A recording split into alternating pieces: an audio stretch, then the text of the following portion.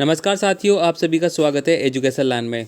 दोस्तों 31 अगस्त को जो आपका बीएसटीसी का पेपर लगने वाला है उसके रिगार्डिंग ये वीडियो हम यहाँ पे लेके आए हैं।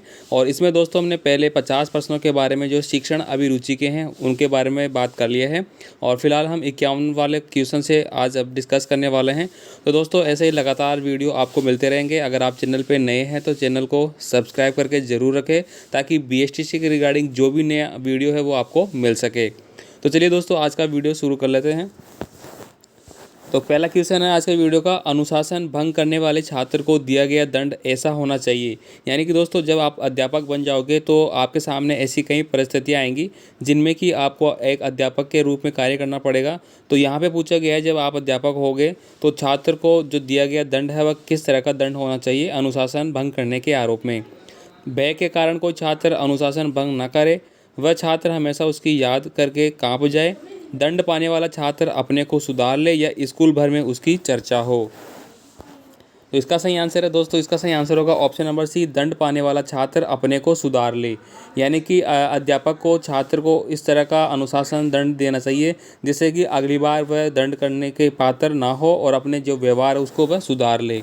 अगला क्वेश्चन देखिए, क्वेश्चन 52 है दोस्तों, किंडरगार्टन स्कूल सबसे पहले किस देश में खोले गए थे। तो दोस्तों गार्डनेट जो स्कूल है दोस्तों, इनकी जो विधि है वह फ्रोबेल के द्वारा दी गई है। सबसे पहले तो आपको ध्यान में होना चाहिए फ्रोबेल जो वैज्ञानिक थे उन्होंने दी थी। और सबसे पहले ये किस देश में खोले गए थे, तो इसका सही answer option number C, Germany. ठीक है। अगला क्वेश्चन देखिए, 53 नंबर का क्वेश्चन है, भाषा सीखने का प्रभावी उपाय है। यानी छात्रों को जो आप भाषा सिखाते हैं उसका प्रभावी उपाय क्या होगा। पाठ्य पुस्तकें पढ़ाना, सहायक पुस्तकें पढ़ाना, अखबार पढ़ाना या वार्तालाप करना। तो 53 नंबर का जो क्वेश्चन है उसका सही आंसर होगा ऑप्शन नंबर डी, यानी भाषा सिखाने के लिए आप छात्रों को वार्तालाप करवाएंगे, समूह चर्चा आप उनको करवाएंगे। तो ऑप्शन नंबर डी सही आंसर होगा। अगला क्वेश्चन देखिए, 54 नंबर का क्वेश्चन है, छात्रों के चरित्र निर्माण में सबसे अधिक महत्वपूर्ण भूमिका किसकी होती है। यानी कि छात्रों का जो चरित्र निर्माण किया जाता है उसकी सबसे अधिक भूमिका कौन सी होती है। 4 ऑप्शन आपके सामने हैं दोस्तों, लास्ट में कमेंट करके आप ज़रूर बताएं कि आपके कितने आंसर सही हुए हैं। अध्यापक के उपदेशों की, स्वयं अध्यापक के आदर्श चरित्र की, महापुरुषों की जीवन कथा पढ़ाने की या धार्मिक शिक्षा देने की। इनमें से क्या देना चाहिए छात्रों को जिससे कि उनका चरित्र निर्माण है वह सबसे सही हो सके। इसका सही आंसर होगा दोस्तों ऑप्शन नंबर बी, स्वयं अध्यापक के आदर्श चरित्र की। यानी कि दोस्तों कक्ष या विद्यालय में छात्र सबसे ज़्यादा अनुकरण है वह एक अध्यापक का करते हैं, उन्हीं की पालना करते हैं, उन्हीं के जैसे बनने की सोचते हैं। तो अगर अध्यापक का खुद आदर्श चरित्र का होगा तो उनके छात्रों का चरित्र निर्माण है वह भी एक अच्छा होगा। तो ऑप्शन नंबर बी आपका सही आंसर है। अगला क्वेश्चन देखिए, 55 नंबर का क्वेश्चन है, निम्नलिखित शिक्षण विधियों में से कौन सी विधि वास्तविक अनुभवों को प्रदान करती है। यानी कि आप कोई भी शिक्षण विधि प्रयोग कर रहे हैं तो वास्तविक अनुभव को प्रदान करने वाली शिक्षण विधि कौन सी होगी। भ्रमण विधि, प्रोजेक्ट विधि, भाषण विधि या पाठ्य पुस्तक विधि। तो 55 नंबर का जो क्वेश्चन है उसका सही आंसर होगा भ्रमण विधि। दोस्तों भ्रमण विधि यानी कि आप छात्रों को कोई भी उद्यान हो गया या हिस्टोरिकल पैलेस हो गया, ऐसी जगह जब आप उनको घुमाने के लिए ले जाते हैं तो वास्तविक अनुभव यानी कि जो वो देखते हैं, ठीक है, प्रैक्टिकली जो वो देखते हैं वो अनुभव है वो सबसे ज़्यादा प्रभावी माना गया है जो कि भ्रमण विधि से रिलेटेड है। तो ऑप्शन नंबर ए आपका सही आंसर होगा। अगला प्रश्न देखिए दोस्तों, निःशुल्क और अनिवार्य प्राइमरी शिक्षा लागू होने के फलस्वरूप क्या हुआ। बालकों में साक्षरता बढ़ी है, ग्रामीण क्षेत्रों में साक्षरता बढ़ी है, देश में साक्षरता बढ़ी है या ये सभी। तो निःशुल्क और अनिवार्य प्राइमरी शिक्षा यानी कि आरटी एक्ट 2009 जो लागू किया गया था उसके संदर्भ में दोस्तों ये सभी यानी कि ये लागू करने के बाद जो बालकों का साक्षर प्रतिशत है वह बढ़ा है, ग्रामीणों में भी बढ़ा है और देश में भी बात करें तो साक्षरता का जो प्रतिशत है उसमें वृद्धि देखने को मिली है। अगला क्वेश्चन देखिए, 57 नंबर का जो क्वेश्चन है, नर्सरी स्कूलों की शुरुआत किसने की थी। डाल्टन, जॉन डीवी, फ्रोबेल या एनी बेसेंट। दोस्तों आपको बता दूं कि जब आपका पेपर लगेगा तो इसी तरह के जो टीचिंग एप्टीट्यूड वाले सेक्शन है वो आपको प्रश्न देखने को मिलेंगे। तो आप ज़्यादा से ज़्यादा जो वीडियो है, भले ही हमारा नहीं किसी का भी वीडियो है, वो देखें किस तरह से प्रश्न पूछे जाते हैं, पिछली बार किस तरह से प्रश्न पूछे गए, ताकि आपके पास ज़्यादा टाइम नहीं है, आप ज़्यादा से ज़्यादा टेस्ट दें और स्वयं का मूल्यांकन करते रहे ताकि आप एग्ज़ाम में अच्छा प्रदर्शन कर सकें।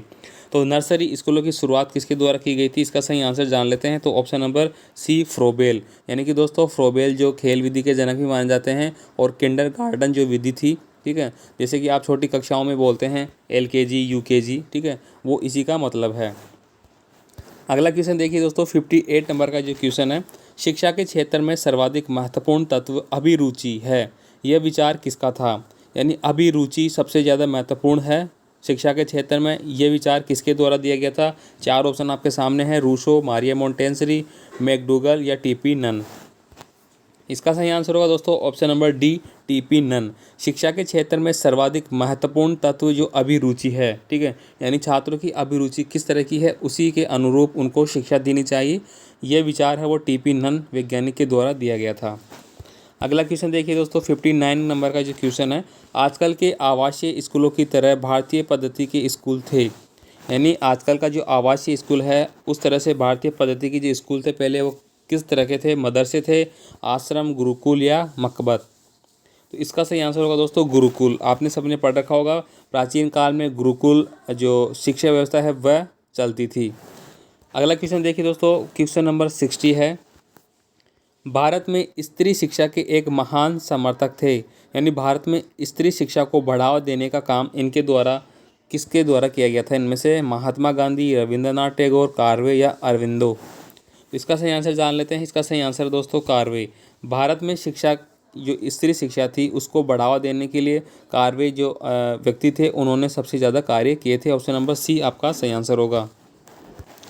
अगला क्वेश्चन है क्वेश्चन नंबर 61, बच्चों का प्रथम अध्यापक कौन होता है। उनका अपना चेतन मन, उनका पर्यावरण, उनके माँ बाप या अध्यापक। यानी बच्चों का प्रथम शिक्षक किसको माना गया है, तो इसका सही आंसर देख लेते हैं, उनके माँ बाप।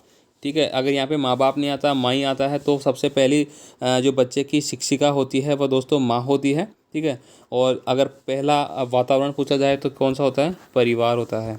ठीक है, तो इस तरह के क्वेश्चन आपको ज़रूर देखने को मिलेंगे एक क्वेश्चन। ठीक है, नेक्स्ट क्वेश्चन देखिए दोस्तों, शिक्षण का कार्य है। 62 नंबर का क्वेश्चन है, शिक्षण का कार्य है, हर व्यक्ति कर सकता है, हर व्यक्ति के वश का नहीं, पढ़ा लिखा व्यक्ति कर सकता है, बहुत से शिक्षक भी नहीं कर पाते हैं। तो शिक्षण का कार्य कौन कर सकता है, तो ऑप्शन नंबर इसका होगा बी, हर व्यक्ति के वश का नहीं है। यानी कि दोस्तों जो अध्यापक बनते हैं वो हर किसी की बस की बात नहीं, ये शिक्षा शास्त्रों ने कहा है। यानी शिक्षण का कार्य हर किसी की बस की बात नहीं है, ये ऑप्शन नंबर बी सही होगा।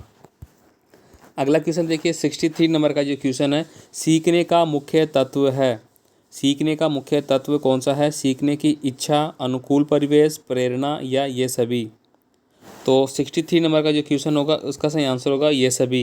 यानी सीखने का मुख्य तत्व, यानी दोस्तों अगर आप कोई भी चीज़ सीखना चाहते हैं तो सीखने की इच्छा, आप में तत्परता होनी चाहिए उसी कार्य के प्रति, अनुकूल परिवेश, साथ ही उस तरह का परिवेश आपको मिलना चाहिए। कई बार बोलते हैं हमें इस तरह का परिवेश नहीं मिला वरना हम ये सब कर देते, तो इसका मतलब यही है कि आपको परिवेश मिलना चाहिए। साथ ही प्रेरणा, अभिप्रेरणा या प्रेरणा, सबसे महत्वपूर्ण भाग इसको स्किनर ने माना था। ठीक है, तो ये तीनों ऑप्शन है वो सही होंगे सीखने के तत्व के रूप में।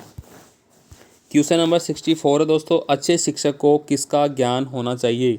शिक्षा मनोवैज्ञानिक का, बाल मनोवैज्ञानिक का, व्यवहार मनोवैज्ञानिक का और ये सभी। तो एक जो अच्छा शिक्षक होगा उसको कौन सा होना चाहिए दोस्तों, इसका सही आंसर अलग अलग माना गया है। अगर बात करें इस पर्सन के अकॉर्डिंग तो इसका सही आंसर ये सभी भी मान सकते हैं। और सबसे अच्छे शिक्षक का है बाल मनोवैज्ञानिक, यानी जो बालक है उसकी गतिविधियों को, उनके बारे में वह जानता हो कि बालक के किस तरह से क्या चाहता है। तो अगर वो ये जान जाता है कि बालक को क्या चाहिए, किस तरह कब चाहिए, तो दोस्तों वो एक अच्छा शिक्षक के रूप में हो सकता है। तो बात करें दोस्तों, ये चारों ही ऑप्शन यहाँ पे सही माने गए हैं, यानी कि ये सभी हो सकता है, लेकिन अलग अलग बोर्ड के द्वारा अलग अलग क्वेश्चन के आंसर वो कई बार माने जाते हैं। आपके अकॉर्डिंग क्या होना चाहिए कमेंट करके ज़रूर बताइए। 64 वाला जो क्वेश्चन है। नेक्स्ट पर्सन देखिए, 65 वाला जो क्वेश्चन है, डेवी के अनुसार शिक्षा है, यानी जॉन डीवी थे, उनके अनुसार शिक्षा क्या है। सामाजिक आवश्यकता है, वैयक्तिक आवश्यकता है, मनोवैज्ञानिक आवश्यकता है या सैद्धांतिक आवश्यकता है। तो इस प्रश्न का सही आंसर जान लेते हैं। इस प्रश्न का सही आंसर है दोस्तों मनोवैज्ञानिक आवश्यकता है। शिक्षा को डेवी ने मनोवैज्ञानिक आवश्यकता के रूप में माना है। 66 नंबर का क्वेश्चन है, खेल के माध्यम से शिक्षा मनोवैज्ञानिक है, अमनोवैज्ञानिक है, रचनात्मक प्रवृत्ति को दबाती है, समूह प्रवृत्ति को दबाती है। यानी खेल के माध्यम से अगर आप कोई शिक्षा देते हैं जिनमें कि बालकों का सर्वांगीण विकास होता है, ठीक है, आपने पढ़ रखा है सर्वांगीण विकास के लिए खेल का आयोजन भी करवाना आवश्यक है। तो यहाँ पे आपको बताना है कि खेल के माध्यम से जो शिक्षा है वह क्या रहेगी। तो इसका सही आंसर है दोस्तों ऑप्शन नंबर ए मनोवैज्ञानिक है। खेल के माध्यम से शिक्षा देना एक मनोवैज्ञानिक मेथड माना गया है। अगला प्रश्न देखिए दोस्तों 67 नंबर का जो क्वेश्चन है, शिक्षा की खेल विधि का अर्थ है।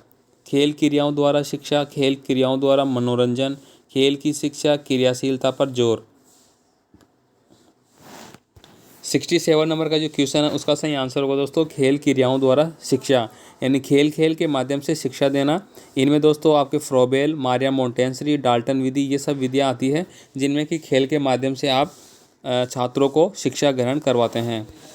अगला क्वेश्चन देखिए दोस्तों 68 नंबर का जो क्वेश्चन है, पाठ योजना तभी सही बन सकेगी जब शिक्षक को छात्रों के पूर्व ज्ञान का पता हो, विभिन्न शिक्षण विधियों का ज्ञान हो, शिक्षण सिद्धांतों का ज्ञान हो और ये सभी। तो दोस्तों कोई भी पाठ योजना बनाई जाती है, छात्रों को क्या पढ़ाना है क्या नहीं पढ़ाना है, तो एक अच्छी तरीके से वो कब बन पाएगी, तो ये बन पाएगी जब आपको इन सभी का ज्ञान हो, यानी कि छात्रों का पूर्व ज्ञान हो कि छात्र कहाँ तक पढ़ चुके हैं, किन बातों को वो ध्यान में रखते हैं, साथ ही किस तरह की शिक्षण विधियाँ आपको प्रयोग की जानी चाहिए, ठीक है, और शिक्षण सिद्धांतों का भी किस तरह के सिद्धांत यहाँ पे आपको अप्लाई करने हैं। अगला क्वेश्चन देखिए 69 क्वेश्चन है दोस्तों, अभ्यास से क्या होता है। ज्ञान प्राप्त होता है, ज्ञानेंद्रियों का प्रशिक्षण होता है, याद होता है, गृह कार्य नियमित करने की आदत पड़ती है। तो दोस्तों अभ्यास का नियम है वो दोस्तों थॉर्नडाइक का नियम है, ठीक है, थॉर्नडाइक जो वैज्ञानिक थे उनका नियम है दोस्तों। तो यहाँ पे पूछा गया है कि अभ्यास से क्या होता है, तो ये होगा ज्ञानेंद्रियों का प्रशिक्षण होता है। यानी अगर अपन बार बार अभ्यास करते हैं, जैसे साइकिल चलाना, तो साइकिल चलाने का अभ्यास होगा तो अपनी जो ज्ञानेंद्रियाँ हैं एक्टिव रहेंगी, अपना माइंड एक्टिव रहेगा, साथ ही अपने हाथ पैर चलेंगे, तो इस तरह से जो एक्टिविटी होगी वो अभ्यास के माध्यम से उसको बढ़ावा मिलेगा। तो बी आंसर इसका सही आंसर होगा।